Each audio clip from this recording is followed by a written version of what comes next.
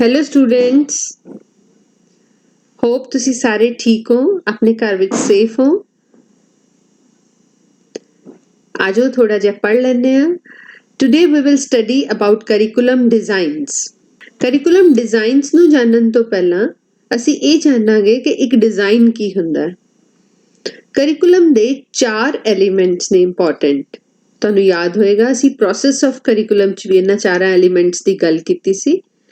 ਚਾਰੋਂ ਐਲੀਮੈਂਟਸ ਜਿਹੜੇ ਨੇ ਉਹਨਾਂ ਦੇ ਵਿੱਚ objectives, content, then teaching learning strategies and evaluation. ਇਹਨਾਂ ਚਾਰਾਂ ਐਲੀਮੈਂਟਸ ਦਾ ਇੱਕ ਇਹੋ ਜਿਹਾ ਅਰੇਂਜਮੈਂਟ ਹੈ ਕਿ ਉਹ ਇੱਕ ਐਸੀ ਸਬਸਟੈਂਸਿਵ ਐਂਟਾਈਟੀ ਬਣ ਜਾਂਦਾ ਹੈ ਕਿ ਉਹ ਬੱਚਿਆਂ ਦੇ ਲਈ ਸਭ ਤੋਂ ਮੋਸਟ ਯੂਜ਼ਫੁਲ ਹੁੰਦਾ, ਉਸ ਨੂੰ ਅਸੀਂ ਡਿਜ਼ਾਈਨ ਕਹਿੰਦੇ ਹਾਂ। ਠੀਕ ਹੈ, ਤਿਆਰ ਕੀਤਾ ਜਾਂਦਾ। ਜਿਸ ਤਰ੍ਹਾਂ ਕਿ ਕੋਈ ਪ੍ਰੋਫੈਸ਼ਨਲ ਜਿਹੜੇ ਸਿਰਫ ਕਰਿਕੂਲਮ ਪਲੈਨਿੰਗ ਦਾ ਕੰਮ ਕਰਦੇ ਹੈ, ਜਾਂ ਫਿਰ ਟੀਚਰਸ, ਜਿਵੇਂ ਕਿ ਗ੍ਰਾਸ ਰੂਟ ਮਾਡਲ ਅਸੀਂ ਗੱਲ ਕੀਤੀ ਸੀ, ਟੀਚਰਸ ਵੀ ਇਸ ਡਿਜ਼ਾਈਨ ਨੂੰ ਦੇ ਉੱਪਰ ਕੰਮ ਕਰ ਸਕਦੇ ਆ। ਇਹ ਚਾਰੋਂ components aims, goals, objectives, subject matter, learning experience and evaluation approaches important elements ਨੇ ਕਿਸੇ ਵੀ ਕਰਿਕੂਲਮ ਡਿਜ਼ਾਈਨ ਦੇ। ਔਰ ਇਹ ਚਾਰੋਂ ਐਲੀਮੈਂਟਸ ਨੂੰ ਇੱਕ ਖਾਸ ਸਟੈਪਸ ਜਾਂ ਸੀਕੁਐਂਸ ਦੇ ਵਿੱਚ ਹੀ ਪਰੋ ਕੇ ਕਰਿਕੂਲਮ ਡਿਜ਼ਾਈਨ ਜਿਹੜਾ ਉਹ ਬਣਦਾ। ਹੁਣ ਉਸ ਸਟੈਪਸ ਜਿਹੜੇ ਐਸੈਂਸ਼ੀਅਲ ਸਟੈਪਸ ਕਿਸੇ ਵੀ ਕਰਿਕੂਲਮ, ਕਿਸੇ ਵੀ ਲੈਵਲ ਦੇ ਕਰਿਕੂਲਮ ਨੂੰ ਬਣਾਉਣ ਦੇ ਲਈ ਫੋਲੋ ਕੀਤੇ ਜਾਂਦੇ ਨੇ, ਉਹ ਹੇਠ ਲਿਖੇ ਨੇ, ਸਾਹਮਣੇ ਤੁਹਾਨੂੰ ਨਜ਼ਰ ਆ ਰਹੇ ਹੋਣਗੇ। ਜਿਸ ਤਰ੍ਹਾਂ ਫਸਟ ਸਟੈਪ ਹੈ analysis of social needs. Society ਦੀਆਂ ਲੋੜਾਂ ਨੂੰ ਧਿਆਨ 'ਚ ਰੱਖ ਕੇ ਉਹਨਾਂ ਦਾ ਐਨਾਲਿਸਿਸ ਕਰਕੇ ਕਰਿਕੂਲਮ ਡਿਵੈਲਪਰ ਦੈਨ ਸਟੂਡੈਂਟਸ ਦੀਆਂ ਨੀਡਸ ਦਾ ਐਨਾਲਿਸਿਸ ਕਰਕੇ ਉਹਨਾਂ ਨੀਡਸ ਦੇ ਉੱਪਰ ਬੇਸਡ ਏਮਸ ਜਨਰੇਟ ਕਰਦੇ ਆ। ਫॉर ਐਗਜ਼ਾਮਪਲ ਸੁਸਾਇਟੀ ਦੀ ਲੋੜ ਹੈ ਕਿ ਅੱਜ ਕੱਲ੍ਹ ਉਹਨੂੰ IT ਪ੍ਰੋਫੈਸ਼ਨਲਸ ਚਾਹੀਦੇ ਨੇ, ਤੇ ਉਹੀ ਲੋੜ ਸਟੂਡੈਂਟਸ ਦੀ ਵੀ ਹੈ ਕਿ ਉਹਨਾਂ ਨੂੰ ਵੀ IT ਸਕਿੱਲ ਸਿੱਖੇ ਜਾਣ ਦੀ ਲੋੜ ਹੈ। ਤਾਂ ਕਿਸੇ suppose school curriculum, secondary school curriculum ਦਾ ਇਹ ਏਮ ਹੋਊਗਾ ਕਿ ਬੱਚਿਆਂ ਨੂੰ ਸੈਕੰਡਰੀ ਲੈਵਲ ਤੱਕ ਦੀ ਸਿੱਖਿਆ ਦੇ ਲਈ ਜਿਹੜਾ ਉਹ IT ਸਕਿੱਲਸ ਸਿਖਾ ਦਿੱਤੀਆਂ ਜਾਣ। ਦੈਨ ਹੁਣ ਉਹਨਾਂ IT ਸਕਿੱਲਸ ਦੇ ਵਿੱਚੋਂ ਕਿਹੜੀਆਂ ਸਕਿੱਲਸ ਕਦੋਂ ਕਿਸ ਲੈਵਲ ਤੇ ਸਿਖਾਉਣੀਆਂ ਉਹਨੂੰ ਸਪਲਿਟ ਕਰ ਦੇਣਾ, that is splitting the objectives. Aims ਨੂੰ ਛੋਟੇ ਛੋਟੇ ਸਟੈਪਸ ਦੇ ਵਿੱਚ ਵੰਡ ਦੇਣਾ, that is splitting the objectives. This is the 4th step of a curriculum design. Then ਕਰਨਾ, ਗਰੁੱਪ ਕਾਦੇ ਵਿੱਚ ਕਰਨਾ? ਇੱਕ ਜਿਸ ਤਰ੍ਹਾਂ ਦੇ ਇੱਕੋ ਜਿਹੇ ਆਬਜੈਕਟਿਵਸ ਨੇ ਉਹਨਾਂ ਨੂੰ ਗਰੁੱਪ ਕਰ ਲੈਣਾ, ਔਰ ਫਿਰ ਉਹਦੇ ਬੇਸਿਸ ਤੇ ਸਬਜੈਕਟਸ ਬਣਾ ਦੇਣਾ। ਦੈਨ ਸਬਜੈਕਟਸ ਤੋਂ ਬਾਅਦ ਉਹਨਾਂ ਦੇ ਯੂਨਿਟਸ ਬਣਾ ਦੇਣਾ। ਯੂਨਿਟਸ ਨੂੰ ਦੇਖਦੇ ਹੋਏ ਦੈਨ ਉਸ ਤੋਂ ਬਾਅਦ ਹਰ ਯੂਨਿਟ ਨੂੰ ਪੜ੍ਹਾਉਣ ਦਾ ਟਾਈਮ, ਉਹਦੇ ਲਈ ਕਿਹੜੀਆਂ ਸਟ੍ਰੈਟਜੀਜ਼ ਹੋਣਗੀਆਂ, ਕਿਸ ਤਰ੍ਹਾਂ ਇਵੈਲੂਏਸ਼ਨ ਹੋਏਗੀ, each and everything has to be written in a document of a curriculum. So ਕਿਸੇ ਵੀ ਡਾਕੂਮੈਂਟ ਜਿਹੜਾ ਹੈ ਕਰਿਕੂਲਮ ਦਾ, ਉਹਦੇ ਸਟਰਕਚਰ ਦੇ ਵਿੱਚ ਆ ਕੁਝ ਐਸੈਂਸ਼ੀਅਲ ਚੀਜ਼ਾਂ ਨੇ ਜਿਹੜੀਆਂ ਲਿਖੀਆਂ ਜਾਣੀਆਂ ਚਾਹੀਦੀਆਂ। ਜਿਸ ਤਰ੍ਹਾਂ ਕਿ ਇਹ ਕਰਿਕੂਲਮ ਕਿਹਦੇ ਲਈ ਪ੍ਰਿਪੇਅਰ ਹੋ ਰਿਹਾ ਹੈ, ਇਹਦਾ ਕੀ ਆਬਜੈਕਟਿਵ ਹੈ, ਕੀ ਏਮ ਹੈ, ਗੋਲ ਹੈ, ਸਕੋਪ ਹੈ, ਇਹਦੇ ਵਿੱਚ ਕਿਹੜੇ ਕਿਹੜੇ ਕੋਰਸਿਸ ਹੋਣਗੇ, ਕਿੰਨੇ ਪਾਰਟਸ ਹੋਣਗੇ, ਕਿਹੜੇ ਸਬਜੈਕਟ ਆਪਸ਼ਨਲ ਹੋਣਗੇ, ਮੋਸਟ ਆਫ ਦਾ ਟਾਈਮ ਕਿਹੜੀ ਮੈਥਡੋਲੋਜੀ ਇਹਦੇ ਵਿੱਚ ਫੋਲੋ ਕੀਤੀ ਜਾਏਗੀ, ਕਿਹੜੇ materials, so many list of materials will be suggested. Teacher is free to use any material, so many medias will be suggested, number of evaluation schemes will be suggested, ਅਤੇ ਇਸ curriculum ਦੀ ਕੀ outcome ਹੈ possible, ਔਰ ਬੱਚਾ ਕਿਸ ਤਰ੍ਹਾਂ ਦੇ ਕੰਮ ਜਾਂ ਖੇਤਰ ਦੇ ਲਈ ਇਸ ਕਰਿਕੂਲਮ ਨੂੰ ਫੋਲੋ ਕਰਕੇ ਤਿਆਰ ਹੁੰਦਾ ਹੈ। ਤਾਂ ਕੋਈ ਵੀ ਕਰਿਕੂਲਮ ਦਾ ਡਾਕੂਮੈਂਟ ਜਦੋਂ ਪਲੈਨਰਸ ਬਣਾਉਂਦੇ ਆ ਤਾਂ ਉਸਦੇ ਸਟਰਕਚਰ ਦੇ ਵਿੱਚ ਇਹ ਕੁਝ ਇੱਕ ਐਸੈਂਸ਼ੀਅਲ ਚੀਜ਼ਾਂ ਜਿਹੜੀਆਂ ਉਹ ਜ਼ਰੂਰ ਐਡ ਕਰਦੇ ਆ। 5 ਤਰ੍ਹਾਂ ਦੇ ਸੋਰਸਿਸ ਹੈ ਜਿਹੜੇ ਪ੍ਰਭਾਵਿਤ ਕਰਦੇ ਆ: science, society, learner, eternal and divine sources. So science as a source ਕਿਸ ਤਰ੍ਹਾਂ ਪ੍ਰਭਾਵਿਤ ਕਰਦਾ ਹੈ? ਸਾਨੂੰ ਪਤਾ ਹੈ ਸਾਇੰਟੀਫਿਕ ਮੈਥਡ ਜਿਹੜੇ ਆ ਉਹ ਇੱਕ ਬੇਸ ਪ੍ਰੋਵਾਈਡ ਕਰਦੇ ਆ ਕਰਿਕੂਲਮ ਡਿਜ਼ਾਈਨ ਨੂੰ। ਉਹੀ ਡਿਜ਼ਾਈਨਸ ਜਿਹੜੇ ਆ ਬੇਸਿਕਲੀ ਅੱਛੇ ਮੰਨੇ ਜਾਂਦੇ ਆ ਜਿਹੜੇ ਕਿ ਥਿੰਕਿੰਗ ਨੂੰ ਪ੍ਰਮੋਟ ਕਰਦੇ ਆ। ਉਹੀ ਕਰਿਕੂਲਮ ਡਿਜ਼ਾਈਨ ਜ਼ਿਆਦਾ ਅੱਛੇ ਮੰਨੇ ਜਾਂਦੇ ਆ। ਕਰਿਕੂਲਮ ਜਿਹੜਾ ਹੈ ਉਹ ਇਸ ਤਰ੍ਹਾਂ ਦਾ ਹੋਣਾ ਚਾਹੀਦਾ ਹੈ ਜਿਹੜਾ ਸਾਇੰਟੀਫਿਕ ਥਿੰਕਿੰਗ ਨੂੰ ਪ੍ਰਮੋਟ ਕਰੇ, ਉਹਨਾਂ ਪ੍ਰੋਸੀਜਰਸ ਨੂੰ ਜਿਹੜਾ ਹੈ ਉਹ ਸਿੱਖਣ ਦੇ ਵਿੱਚ ਬੱਚਿਆਂ ਦੀ ਮਦਦ ਕਰੇ, ਜਿਹੜਾ ਬੱਚਿਆਂ ਨੂੰ ਇੱਕ ਰੈਸ਼ਨਲ ਵਰਡ ਦੇ ਲਈ ਤਿਆਰ ਕਰੇ। ਇਸ ਕਰਕੇ ਉਹੀ ਕਰਿਕੂਲਮ ਡਿਜ਼ਾਈਨ ਚੰਗਾ ਮੰਨਿਆ ਜਾਂਦਾ ਹੈ ਜਿਹਦੇ ਵਿੱਚ ਸਾਇੰਟਿਫਿਕ ਬੇਸਿਸ ਹੋਣ। ਸੋ ਇਸ ਕਰਕੇ ਸਾਇੰਸ ਕਰਿਕੂਲਮ ਦਾ ਇੱਕ ਅੱਛਾ ਸੁਸਾਇਟੀ, ਸਕੂਲ ਵੀ ਇੱਕ ਛੋਟੀ ਜਿਹੀ ਸੁਸਾਇਟੀ ਹੈ ਤੇ ਸਕੂਲ ਤੋਂ ਪੜ੍ਹ ਕੇ ਬੱਚੇ ਨੇ ਇੱਕ ਵੱਡੀ ਸੁਸਾਇਟੀ ਦੇ ਵਿੱਚ ਨਵੀਆਂ ਸੋਸ਼ਲ ਸਿਚੁਏਸ਼ਨਸ ਦੇ ਲਈ ਤਿਆਰ ਹੋਣਾ। ਤਾਂ ਸਕੂਲ ਇੱਕ ਐਸਾ ਏਜੰਟ ਹੈ, ਮਿਨੀ ਸੁਸਾਇਟੀ ਹੈ ਜਿਹੜਾ ਬੱਚੇ ਨੂੰ ਵੱਡੀ ਸੁਸਾਇਟੀ ਦੇ ਲਈ ਤਿਆਰ ਕਰ ਰਿਹਾ। ਇਸ ਕਰਕੇ ਕੋਈ ਵੀ ਕਰਿਕੂਲਮ ਉਦੋਂ ਹੀ ਕੰਪਲੀਟ ਮੰਨਿਆ ਜਾਂਦਾ ਹੈ ਜਦੋਂ ਇਹ ਕਿਸੇ ਸੋਸ਼ਲ, ਇਕਨੋਮਿਕ ਤੇ ਪੋਲੀਟੀਕਲ ਕੰਟੈਕਸਟ ਦੇ ਵਿੱਚ ਬਣਾਇਆ ਗਿਆ ਹੋਵੇ। ਹੁਣ ਅੱਜ ਸਾਡੀ ਸੁਸਾਇਟੀ 'ਚ ਸਪੋਜ਼ ਇੰਨੀ ਤਰਾਸਦੀ ਹੈ, ਇੰਨੀ ਪ੍ਰੋਬਲਮ ਹੈ ਕਿ ਅਸੀਂ ਆਉਣ ਵਾਲੇ ਸਮੇਂ ਦੀਆਂ ਤਰਾਸਦੀਆਂ ਦੇ ਲਈ ਬੱਚਿਆਂ ਨੂੰ ਤਿਆਰ ਕਰਨਾ ਸਾਨੂੰ ਜ਼ਰੂਰੀ ਲੱਗਣ ਲੱਗ ਜਾਏਗਾ। ਤਾਂ ਹੋ ਸਕਦਾ ਕਰਿਕੂਲਮਸ ਦੇ ਵਿੱਚ ਐਸੈਂਸ਼ੀਅਲੀ ਅਸੀਂ ਇੱਦਾਂ ਦੀਆਂ ਚੀਜ਼ਾਂ ਸ਼ਾਮਿਲ ਕਰੀਏ ਕਿ ਜਦੋਂ ਵੀ ਕਦੇ ਇੱਦਾਂ ਦੀਆਂ ਕਲੈਮਿਟੀਜ਼ ਆਉਣ ਤਾਂ ਬੱਚੇ ਆਪਣੇ ਆਪ ਨੂੰ ਕਿਵੇਂ ਉਹਦੇ ਲਈ ਪ੍ਰਿਪੇਅਰ ਕਰਨ। As a citizen, as a worker, ਉਹਨਾਂ ਦੀਆਂ ਕੀ ਡਿਊਟੀਜ਼ ਹੋਣਗੀਆਂ, ਕੀ ਰਾਈਟਸ ਹੋਣਗੀਆਂ, ਉਹਨਾਂ ਨੇ ਆਪਣੇ ਆਪ ਨੂੰ ਕਿਵੇਂ ਸੇਵ ਕਰਨਾ ਹੈ, ਆਪਣੇ ਆਲੇ ਦੁਆਲਿਆਂ ਦੀ ਕਿਵੇਂ ਮਦਦ ਕਰਨੀ ਹੈ, ਵਗੈਰਾ ਵਗੈਰਾ। ਤਾਂ ਜਿਵੇਂ ਜਿਵੇਂ ਸੁਸਾਇਟੀ 'ਚ ਚੇਂਜਸ ਆਉਂਦੀਆਂ, ਨਵੀਆਂ ਸਿਚੁਏਸ਼ਨਸ ਆਉਂਦੀਆਂ, ਉਹਦੇ ਨਾਲ ਨਾਲ ਜਿਹੜਾ ਉਹਦਾ ਕੰਟੈਕਸਟ ਹੈ ਕਰਿਕੂਲਮ ਦਾ, ਸੋਸ਼ਲ, ਇਕਨੋਮਿਕ ਤੇ ਪੋਲੀਟੀਕਲ, ਉਹ ਬਦਲਦਾ ਜਾਂਦਾ ਹੈ। ਤੇ ਅੱਛਾ ਕਰਿਕੂਲਮ ਉਹੀ ਹੈ ਜਿਹੜਾ ਸੋਸਾਇਟੀ ਦੇ ਕੰਟੈਕਸਟ ਨੂੰ ਧਿਆਨ 'ਚ ਰੱਖ ਕੇ, ਇੰਡੀਅਨ ਸੋਸਾਇਟੀ ਦਾ ਕੰਟੈਕਸਟ ਅਲੱਗ ਹੋ ਸਕਦਾ ਹੈ, ਯੂਰਪੀਅਨ ਸੋਸਾਇਟੀ ਦਾ ਵੱਖਰਾ ਹੋ ਸਕਦਾ ਹੈ, ਚਾਈਨੀਜ਼ ਦਾ ਵੱਖਰਾ ਹੋ ਸਕਦਾ ਹੈ। ਸੋ ਉਸ ਅਲੱਗ-ਅਲੱਗ ਕੰਟੈਕਸਟ ਨੂੰ ਧਿਆਨ 'ਚ ਰੱਖ ਕੇ ਜਿਹੜਾ ਕਰਿਕੂਲਮ ਬਣਾਇਆ ਜਾਂਦਾ ਉਹ ਅੱਛਾ। ਲਰਨਰ ਇਟਰਨਲ ਸੋਰਸਿਸ ਜਿਹੜੇ ਨੇ ਉਹ ਇੱਕ ਇੰਪੋਰਟੈਂਟ, ਮਹੱਤਵਪੂਰਨ ਸੋਰਸ ਹੈ। ਹੁਣ ਸਾਨੂੰ ਇਹ ਸਾਰਿਆਂ ਨੂੰ ਪਤਾ ਹੈ ਕਿ ਕੁਛ ਨਾ ਕੁਛ ਵੈਲਿਊ ਸਿਸਟਮ ਅਸੀਂ ਹਰ ਇੱਕ ਕਲਾਸ ਦੇ ਵਿੱਚ ਬੱਚਿਆਂ ਨੂੰ ਸਿਖਾਉਣਾ ਚਾਹੁੰਦੇ ਹਾਂ, ਚਾਹੇ ਉਹ ਪ੍ਰਾਇਮਰੀ ਕਲਾਸ ਹੈ, ਪ੍ਰੀ ਪ੍ਰਾਇਮਰੀ ਹੈ, ਸੈਕੰਡਰੀ ਹੈ, ਹਾਇਰ ਸੈਕੰਡਰੀ ਹੈ, ਹਰ ਕਲਾਸ ਦੇ ਵਿੱਚ ਸਿਖਾਉਣਾ ਚਾਹੁੰਦੇ ਹਾਂ।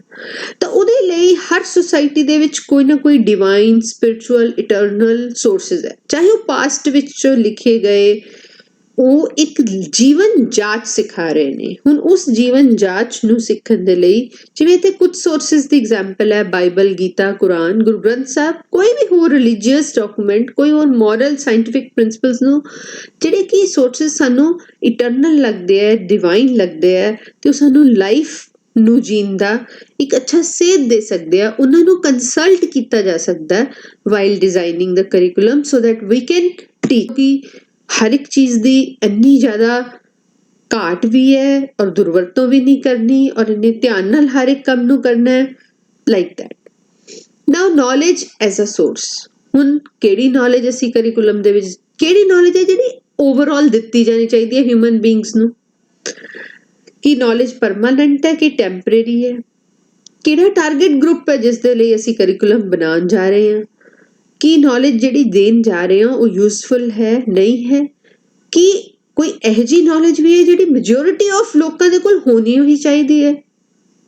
ਤਾਂ ਇਸ ਤਰ੍ਹਾਂ ਦੀਆਂ ਜਿਹੜੀਆਂ ਗੱਲਾਂ ਨੇ, ਇਸ ਤਰ੍ਹਾਂ ਦੀਆਂ ਜਿਹੜੀਆਂ ਨੌਲੇਜ ਦੇ ਨਾਲ ਜੁੜੇ ਹੋਈਆਂ ਚੀਜ਼ਾਂ ਨੇ, ਉਹਨਾਂ ਨੂੰ ਇੰਪੋਰਟੈਂਟ ਸੋਰਸ ਮੰਨਿਆ ਜਾਂਦਾ ਹੈ while planning the curriculum. Divine and eternal sources, knowledge. ਹੁਣ ਆ ਗਏ ਸੀ ਲਰਨਰ ਦੇ ਉੱਪਰ। ਹੁਣ ਲਰਨਰ ਸਭ ਤੋਂ ਵੱਡਾ ਸੋਰਸ ਹੈ। ਅਸੀਂ ਸ਼ੁਰੂ 'ਚ ਵੀ ਗੱਲ ਕੀਤੀ ਸੀ ਕਿ ਸਟੈਪ ਪਹਿਲਾ, ਦੂਜਾ ਸਟੈਪ ਹੀ ਇਹ ਕਿ ਸੁਸਾਇਟੀ ਦੀਆਂ ਲੋੜਾਂ ਤੇ ਲਰਨਰ ਦੀਆਂ ਲੋੜਾਂ ਦੇਖਣਾ। ਹੁਣ ਲਰਨਰ ਕੌਣ ਹੈ, ਉਹ ਕੀ ਸਿੱਖਣਾ ਚਾਹੁੰਦਾ, ਉਹ ਕਿਸ ਤਰ੍ਹਾਂ ਸਿੱਖਦਾ, ਉਹਦੇ ਕੀ ਐਟੀਟਿਊਡ ਨੇ, ਇੰਟਰਸਟ ਨੇ, ਵੈਲਿਊ ਸਿਸਟਮ ਹੈ, ਇਹਨਾਂ ਸਾਰੀਆਂ ਗੱਲਾਂ ਨੂੰ ਧਿਆਨ 'ਚ ਰੱਖ ਕੇ ਵੀ ਜਿਹੜਾ ਕਰਿਕੂਲਮ ਡਿਵੈਲਪਰ ਕਰਿਕੂਲਮ ਨੂੰ ਪਲਾਨ ਕਰਦੇ ਹੈ। ਠੀਕ ਹੈ। ਦੇਰ R 3 basic types of curriculum designs. ਹੁਣ ਤੱਕ ਆਪਾਂ ਕੀਤਾ ਡਿਜ਼ਾਈਨ ਕੀ ਹੁੰਦਾ, ਡਿਜ਼ਾਈਨ ਦੇ ਡਿਫਰੈਂਟ ਸਟੈਪਸ ਕਿਹੜੇ ਨੇ, ਐਲੀਮੈਂਟਸ ਕਿਹੜੇ ਨੇ, ਸੋਰਸਿਸ ਕਿਹੜੇ ਨੇ। Now there are 3 basic types of designs: subject centered designs, learner centered designs and problem centered designs. ਹੁਣ ਜਿਹੜਾ ਪਹਿਲਾ ਪਾਰਟ ਹੈ ਸਬਜੈਕਟ ਸੈਂਟਰਡ ਡਿਜ਼ਾਈਨਸ, ਉਹ ਅੱਗੋਂ 4 ਤਰ੍ਹਾਂ ਦਾ ਹੈ। ਉਹਦੇ ਵਿੱਚ subject design, discipline design, broad field design and correlation design, ਇਹ ਉਹਦੇ ਇੰਪੋਰਟੈਂਟ ਹਿੱਸੇ ਨੇ। ਜਿਹੜੇ ਸਬਜੈਕਟ ਸਬਜੈਕਟ ਡਿਜ਼ਾਈਨ ਦੇ ਪਹਿਲਾ ਹਿੱਸਾ ਸਬਜੈਕਟ ਡਿਜ਼ਾਈਨ ਪਿਓਰਲੀ ਸਬਜੈਕਟਸ ਦੇ ਉੱਪਰ ਬੇਸਡ ਹੈ। ਇਟ ਇਜ਼ ਦਾ ਓਲਡੈਸਟ ਸਟਾਈਲ ਔਰ ਸਾਰੇ ਟੀਚਰਸ ਸਟੂਡੈਂਟਸ ਇਹਦੇ ਨਾਲ ਕਾਫੀ ਫੈਮਿਲੀਅਰ ਨੇ। ਮੋਰਿਸਨ ਐਂਡ ਹੈਰਿਸ ਇਸ ਡਿਜ਼ਾਈਨ ਦੇ ਵਿੱਚ ਕਾਫੀ ਬਿਲੀਵ ਰੱਖਣ ਵਾਲੇ ਦੋ ਮਹੱਤਵਪੂਰਨ ਐਜੂਕੇਸ਼ਨਿਸਟ ਹੋਏ ਨੇ, ਕਰਿਕੂਲਮ ਡਿਵੈਲਪਰਸ ਹੋਏ ਨੇ। ਔਰ ਇਸ ਦੇ ਅਨੁਸਾਰ ਕਰਿਕੂਲਮ ਨੂੰ ਹਰ ਲੈਵਲ ਤੇ ਡਿਫਰੈਂਟ ਸਬਜੈਕਟ ਏਰੀਆਜ਼ ਦੇ ਵਿੱਚ ਵੰਡ ਦਿੱਤਾ ਜਾਂਦਾ ਹੈ ਤੇ ਸਕੂਲ ਆਵਰਸ ਨੂੰ ਜਿਸ ਤਰ੍ਹਾਂ ਸਾਡੇ ਟਾਈਮ ਟੇਬਲ ਲੱਗਿਆ ਹੁੰਦਾ ਹੈ ਔਰ ਡਿਫਰੈਂਟ ਸਬਜੈਕਟਸ ਨੂੰ ਟਾਈਮ ਅਸਾਈਨ ਕਰ ਦਿੱਤਾ ਜਾਂਦਾ ਹੈ, grammar, literature, mathematics, science, history, geography ਵਗੈਰਾ ਵਗੈਰਾ। ਇਹ ਸਕੂਲ ਕਰਿਕੂਲਮ ਦੀ ਗੱਲ ਹੈ, ਇਸ ਕਰਕੇ ਸਕੂਲ ਸਬਜੈਕਟਸ ਦੀ ਗੱਲ ਹੈ। ਹੁਣ ਇੱਥੇ ਟੀਚਰ ਐਜੂਕੇਸ਼ਨ ਦਾ ਕਰਿਕੂਲਮ, ਮੈਡੀਕਲ ਪ੍ਰੋਫੈਸ਼ਨ ਦਾ ਕਰਿਕੂਲਮ, ਕੋਈ ਵੀ ਕਰਿਕੂਲਮ ਹੋ ਸਕਦਾ ਔਰ ਇਸ ਡਿਜ਼ਾਈਨ ਨਾਲ ਕਿਸੇ ਵੀ ਕਰਿਕੂਲਮ ਨੂੰ ਬਣਾਇਆ ਜਾ ਸਕਦਾ ਔਰ ਮੋਸਟਲੀ ਕਰਿਕੂਲਮ ਸਾਡੇ ਆਲੇ ਦੁਆਲੇ ਅਸੀਂ ਇਸੇ ਡਿਜ਼ਾਈਨ ਦੇ ਬਣੇ ਦੇਖਦੇ ਹਾਂ। ਸਬਜੈਕਟ ਸੈਂਟਰ ਡਿਜ਼ਾਈਨ ਜਿਹੜੇ ਨੇ ਇਹਨਾਂ ਦੇ ਵਿੱਚ ਇਹਨਾਂ ਦੇ ਲਈ ਈਜ਼ੀ ਇਹ ਹੈ ਕਿ ਟੈਕਸਟ ਬੁੱਕਸ ਅਵੇਲੇਬਲ ਨੇ ਹਰ ਇੱਕ ਸਪੈਸੀਫਿਕ ਸਬਜੈਕਟ ਤੇ, ਇਸ ਕਰਕੇ ਇਹਦੀ ਡਿਲੀਵਰੀ ਆਸਾਨ ਹੈ, ਬੱਚਿਆਂ ਲਈ ਪੜ੍ਹਨਾ ਆਸਾਨ ਹੈ, ਸਟੂਡੈਂਟਸ ਦੇ ਲਈ ਇਸ ਨੂੰ ਨਿਭਾਉਣਾ ਆਸਾਨ ਹੈ। ਡਿਸਿਪਲਿਨ ਡਿਜ਼ਾਈਨ ਉਹ ਕਰਨ ਤੋਂ ਪਹਿਲਾਂ ਅਸੀਂ ਸਬਜੈਕਟ ਡਿਜ਼ਾਈਨ ਦੀਆਂ ਵੀਕਨੈਸਿਸ ਤੇ ਸਟਰੈਂਥਸ ਕਰ ਲਾਂਗੇ।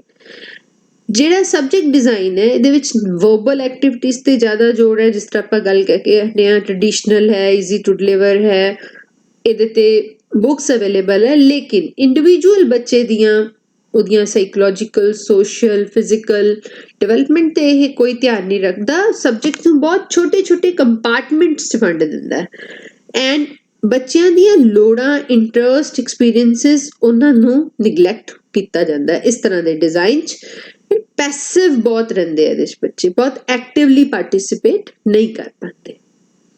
ਦਿਸ was first category of subject centred designs, that is subject design.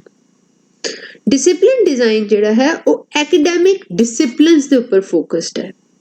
Discipline ਤੋਂ ਕੀ ਭਾਵ ਹੈ? ਡਿਸਿਪਲਿਨ ਤੋਂ ਭਾਵ ਕਿ ਇੱਕ ਨੌਲੇਜ ਜਿਹੜੀ ਇੱਕ ਸਪੈਸੀਫਿਕ ਮੈਥਡ ਨੂੰ ਫੋਲੋ ਕਰਕੇ ਹੀ ਸਕਾਲਰਸ ਇਕੱਠੀ ਕਰਦੇ ਆ, ਜਿਸ ਤਰ੍ਹਾਂ ਸਾਇੰਸ, ਮੈਥਮੈਟਿਕਸ, ਜਿਸ ਤਰ੍ਹਾਂ ਕਿ ਸੋਸ਼ਲ ਸਾਇੰਸਿਸ ਸਾਰੀਆਂ ਇਕੱਠੀਆਂ ਕਰ ਦਿੱਤੀਆਂ ਇੱਕ ਡਿਸਿਪਲਿਨ ਦੇ ਵਿੱਚ। ਸੋ ਡਿਸਿਪਲਿਨ ਡਿਜ਼ਾਈਨ ਮਾਡਲ ਹੈ ਜਿਹੜਾ ਇਹ ਖਾਸ ਤੌਰ ਤੇ ਕਾਲਜ ਲੈਵਲ ਤੇ, ਜਿਸ ਤਰ੍ਹਾਂ ਹਿਊਮੈਨਿਟੀਜ਼, ਆਰਟਸ, ਕਾਮਰਸ, ਸਾਇੰਸ, ਇਸ ਤਰ੍ਹਾਂ ਗਰੁੱਪਸ ਬਣਾਏ ਹੋਏ ਆ, that is discipline wise design. ਫਿਰ ਉਹ ਡਿਸਿਪਲਿਨਸ ਨੂੰ ਅੱਗੋਂ ਸਬਜੈਕਟਸ 'ਚ ਵੰਡਿਆ ਜਾਂਦਾ ਹੈ। It is often used at higher levels ਤੇ ਸਕੂਲ ਲੈਵਲ ਤੇ ਇਸ ਨੂੰ ਘੱਟ ਇਸਤੇਮਾਲ ਕੀਤਾ ਜਾਂਦਾ ਹੈ। ਡਿਜ਼ਾਈਨ ਦੇ ਬਾਰੇ ਗੱਲਾਂ ਬਾਤਾਂ ਕਿ ਕਰਿਕੂਲਮ ਜਿਹੜਾ ਹੈ ਉਹ ਬੱਚੇ ਜਦੋਂ ਮੈਚਿਓਰ ਹੋ ਜਾਂਦੇ ਆ ਉਦੋਂ ਡਿਸਿਪਲਿਨ ਡਿਜ਼ਾਈਨ 'ਚ ਪੜ੍ਹਨਾ ਉਹਨਾਂ ਨੂੰ ਆਸਾਨ ਲੱਗਦਾ ਔਰ ਉਹ ਆਪਣੇ ਕਰੀਅਰ ਜਾਂ ਪਾਥ ਨੂੰ ਚੂਜ਼ ਕਰਨ ਦੇ ਲਈ ਡਿਸਿਪਲਿਨ ਨੂੰ ਕਿਸੇ ਨੂੰ ਚੂਜ਼ ਕਰਦੇ ਆ। ਜਿਸ ਤਰ੍ਹਾਂ ਆਪਾਂ ਪਹਿਲਾਂ ਗੱਲ ਕੀਤੀ ਕਿ science, mathematics, psychology, humanities, history ਜਾਂ ਕੋਈ ਵੀ ਡਿਸਿਪਲਿਨ ਕਿਸੇ ਉਹਨਾਂ ਦੇ ਬਾਅਦ ਵਿੱਚ ਡਿਗਰੀ ਪ੍ਰੋਗਰਾਮ ਦਾ ਹਿੱਸਾ ਵੀ ਬਣਦਾ। ਉਸ ਦੀਆਂ ਕੁਝ ਸਟਰੈਂਥਸ ਨੇ ਤੇ ਕੁਝ ਵੀਕਨੈਸਿਸ ਨੇ। ਸਟਰੈਂਥਸ ਇਹ ਨੇ ਕਿ ਸਟੂਡੈਂਟਸ ਨੂੰ ਕੰਟੈਂਟ ਦੇ ਉੱਪਰ ਇੰਡੀਪੈਂਡੈਂਟ ਲਰਨਿੰਗ ਆ ਜਾਂਦੀ ਹੈ, ਮਾਸਟਰੀ ਆ ਜਾਂਦੀ ਹੈ ਐਂਡ ਇਹਦੇ ਅੰਦਰ ਪੜ੍ਹਾਏ ਜਾਣ ਵਾਲੇ ਸਬਜੈਕਟਸ ਜਿਹੜੇ ਆ ਉਹ ਡਿਫਰੈਂਟ ਸਟੇਜਸ ਆਫ ਡਿਵੈਲਪਮੈਂਟ ਦੇ ਅਕੋਰਡਿੰਗ ਹੀ ਚੂਜ਼ ਕੀਤੇ ਜਾਂਦੇ ਆ। ਪਰ ਸਾਰੇ ਸਬਜੈਕਟਸ ਨੂੰ ਡਿਸਿਪਲਿਨ ਨੌਲੇਜ ਦੇ ਵਿੱਚ ਡਿਫਾਈਨ ਨਹੀਂ ਕੀਤਾ ਜਾ ਸਕਦਾ and mostly college bound education ਦੇ ਨਾਲ ਹੀ ਇਹ ਸੰਬੰਧਿਤ ਹੈ ਐਂਡ ਸਟੂਡੈਂਟ ਨੂੰ ਇਸ ਕਰਿਕੂਲਮ ਨੂੰ adapt move to the next category, that is broad field design or interdisciplinary design। ਹੁਣ ਸਬਜੈਕਟ ਸੈਂਟਰਡ ਦੇ ਵਿੱਚ ਵੀ ਕੰਪਾਰਟਮੈਂਟ ਵਾਈਜ਼ ਪਏ ਸੀ, ਡਿਸਿਪਲਿਨ ਦੇ ਵਿੱਚ ਵੀ ਅਲੱਗ-ਅਲੱਗ ਡਿਸਿਪਲਿਨ 'ਚ ਆਰਟਸ ਵਾਲੇ ਨੂੰ ਸਾਇੰਸ ਦਾ ਨਹੀਂ ਪਤਾ, ਸਾਇੰਸ ਵਾਲੇ ਨੂੰ ਜੀਓਗ੍ਰਾਫੀ ਦਾ ਨਹੀਂ ਪਤਾ। ਸੋ ਇੱਥੇ ਉਸ ਚੀਜ਼ ਨੂੰ ਓਵਰਕਮ ਕਰਨ ਦੀ ਕੋਸ਼ਿਸ਼ ਕੀਤੀ ਗਈ ਹੈ। ਬ੍ਰੌਡ ਫੀਲਡ ਡਿਜ਼ਾਈਨ ਹੈ ਜਿਹੜੇ ਦੇ attempt to integrate content that appear to fit together logically। It allows students to see the relationship of various contents as a whole। As a whole की meaning है और वो बच्चा वो meaning खुद grasp करता है, खुद construct करता है, खुद field design is emerging design is coming up design ਇਹਨੂੰ ਕਾਫੀ ਪਸੰਦ ਕੀਤਾ ਜਾ ਰਿਹਾ ਹੈ। ਇਹਦੇ ਵਿੱਚ ਜਿਵੇਂ ਕਿ ਐਗਜ਼ਾਮਪਲਸ ਨੇ, ਜਿਸ ਤਰ੍ਹਾਂ geography, economics, political science and anthropology, sociology, history ਨੂੰ ਇੱਕ ਸਬਜੈਕਟ ਸੋਸ਼ਲ ਸਟੱਡੀਜ਼ ਕਹਿ ਕੇ ਸਕੂਲਸ ਦੇ ਵਿੱਚ ਪੜਾਇਆ ਜਾਂਦਾ ਹੈ, ਜਿਹਨੂੰ ਕਿ ਇੰਟਰਡਿਸਪਲਿਨਰੀ ਡਿਜ਼ਾਈਨ ਤੋਂ ਇਹ ਚੀਜ਼ ਲਈ ਮੰਨੀ ਜਾਂਦੀ ਹੈ। ਜਿਸ ਤਰ੍ਹਾਂ grammar, literature, linguistic, spelling, composition, ਸਾਰਿਆਂ ਨੂੰ another example of broad-based design। ਹੁਣ ਇਸ ਡਿਜ਼ਾਈਨ ਦੀਆਂ ਕੀ ਵੀਕਨੈਸਿਸ ਹੈ ਤੇ ਕੀ ਸਟਰੈਂਥਸ ਨੇ। ਇੱਥੇ ਬ੍ਰੈਡਥ ਵਰਸਸ ਡੈਪਥ, ਯਾਨੀ ਕਿ ਬੱਚੇ ਨੂੰ ਸ਼ਾਇਦ ਬਹੁਤੀ ਡੈਪਥ ਚ, ਗਹਿਰਾਈ ਚ ਨਹੀਂ ਪੜਾਇਆ ਜਾਂਦਾ। ਇੱਕ ਦੂਜੇ ਨਾਲ ਰਿਲੇਸ਼ਨਸ਼ਿਪ ਸਮਝਾਉਣ ਦੇ ਚੱਕਰ ਚ ਸਾਰਿਆਂ ਨੂੰ ਸਿਰਫ ਸੁਪਰਫਿਸ਼ਲੀ ਟੱਚ ਕੀਤਾ ਜਾਂਦਾ ਹੈ। ਪਰ ਬੱਚੇ ਇਸ ਡਿਜ਼ਾਈਨ ਦੇ ਵਿੱਚ ਬਾਕੀ ਸਾਰੇ ਕੰਟੈਂਟ ਦੀ ਆਪਸ ਵਿੱਚ ਕਿਸ ਤਰ੍ਹਾਂ ਨਾਲ ਲਿੰਕੇਜ ਹੈ ਉਸ ਨੂੰ ਔਰ ਬਹੁਤ ਅੱਛੀ ਤਰ੍ਹਾਂ, ਇਹ ਡਿਜ਼ਾਈਨ ਕੰਸਟਰਕਟਿਵਿਸਟ ਥਿਊਰੀ ਦੇ ਕਾਫੀ ਨੇੜੇ ਹੈ। Now is the next category, correlation design. This design allows some linkage of separate subjects in order to reduce fragmentation.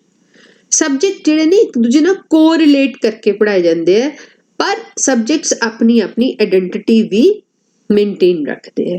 Subject design ਜਿਹੜਾ ਆਪਾਂ ਪਹਿਲਾਂ ਕੀਤਾ ਉਹ ਵਾਲੀ ਝਲਕ ਵੀ ਇਹਦੇ ਚ ਮੌਜੂਦ ਰਹਿੰਦੀ ਹੈ, ਪਰ ਦੇ ਆਰ ਟੌਟ ਐਸ ਦੇ ਅਲਾਉ ਸਮ ਲਿੰਕੇਜ। ਹੁਣ ਇੱਥੇ ਕੁਝ ਐਗਜ਼ਾਮਪਲਸ ਦਿੱਤੀਆਂ ਗਈਆਂ, ਜਿਸ ਤਰ੍ਹਾਂ ਇੰਗਲਿਸ਼ ਲਿਟਰੇਚਰ ਤੇ ਸੋਸ਼ਲ ਸਟੱਡੀ ਦਾ ਐਲੀਮੈਂਟਰੀ ਲੈਵਲ ਤੇ ਕੰਸਰਨ ਹੈ, ਤਾਂ ਉਸ ਕੰਸਰਨ ਨੂੰ ਕਿਸ ਤਰ੍ਹਾਂ ਸ਼ੋ ਕੀਤਾ ਜਾਂਦਾ ਕਿ ਉਹਨਾਂ ਨੂੰ ਇਕੱਠੇ ਕਿਸੇ ਲਿਟਰੇਰੀ ਐਂਗਲ ਤੋਂ ਪੜ੍ਹਾ ਦਿੱਤਾ ਜਾਂਦਾ ਹੈ। ਜਿਵੇਂ ਕਿ ਹਿਸਟਰੀ ਜਿਹੜੀ ਹੈ ਉਹਦੇ ਲਿਟਰੇਰੀ ਪੀਸਿਸ ਨੂੰ ਲੈਂਗੁਏਜ ਦੇ ਵਿੱਚ ਲੈ ਕੇ ਇੰਗਲਿਸ਼ ਲੈਂਗੁਏਜ ਉਸ ਦੇ ਉੱਪਰ ਕੋਈ ਐਸੇ ਲਿਖਣ ਲਈ ਕਹਿ ਦਿੱਤਾ।